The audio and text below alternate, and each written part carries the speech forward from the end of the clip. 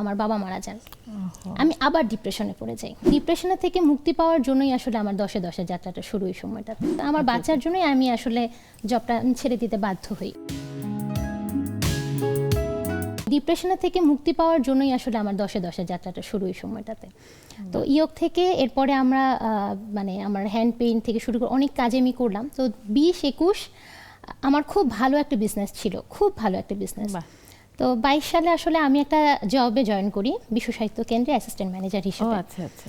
তো এটা আমার একটা ড্রিম জব বলা চলে, কারণ বিশ্ব সাহিত্য কেন্দ্রে তো সবাই যেতে চায়, বই পড়তে চায়, তাছাড়া চারিপাশে বই বই আর বই। এবং অনেকেই থাকে না যে মনে হয় যে জব লাইফটা আমার কখনো একঘেয়েমি ছিল না, কারণ আমি সবসময় বইয়ের সাথেই আমি ছিলাম।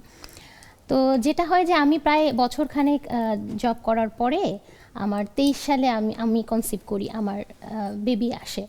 তো আমার জবটা ছিল ট্রাভেল কেন্দ্রিক, আমাকে ট্রাভেল করতে হতো। তো আমার বাচ্চার জন্যই আমি আসলে জবটা ছেড়ে দিতে বাধ্য হই ওই সময়টাতে। তো যেটা হয় যে বাচ্চা হওয়ার পর পোস্টপার্টাম ডিপ্রেশনে পড়ে আমি আসলে এটার একটা বড় প্রমাণ হচ্ছে আমি যে আমার প্রচুর খারাপ সময় গিয়েছে ওই সময়। নিজের সাথে নিজের যে একটা যুদ্ধ, সেই যুদ্ধটা আমাকে প্রতিনিয়ত করতে হয়েছে। কারণ হঠাৎ হঠাৎ কান্না পাওয়া, এটা প্রত্যেকটা মায়েরই হয় আসলে, আমার শুধুমাত্র না। হঠাৎ হঠাৎ কান্না পাওয়া, বাচ্চার যে মানে বাচ্চার সাথে যে বন্ধনটা, সেই বন্ধনটাও তৈরি হতে পারে না ওই সময়, ওই ডিপ্রেশনের কারণে। তখন আমি ভাবলাম যে আমি আসলে বিতার্কিক ছিলাম। আমার বিশ্ববিদ্যালয় ছিল জাহাঙ্গীরনগর বিশ্ববিদ্যালয়। তো আমার কেন্দ্রীয় বিতর্ক সংগঠনের আমি সহসভাপতি ছিলাম। তো যেই মানুষ আমি 10,000, 15,000, 20,000 মানুষের সামনে উপস্থাপনা করতাম, বিতর্ক করতাম, সেই মানুষ একটা মানে বদ্ধ খাঁচার মধ্যে এই বন্দিত্বটা আমি নিতে পারিনি। এটা আমার জীবনে একঘেয়েমিতা আসলে।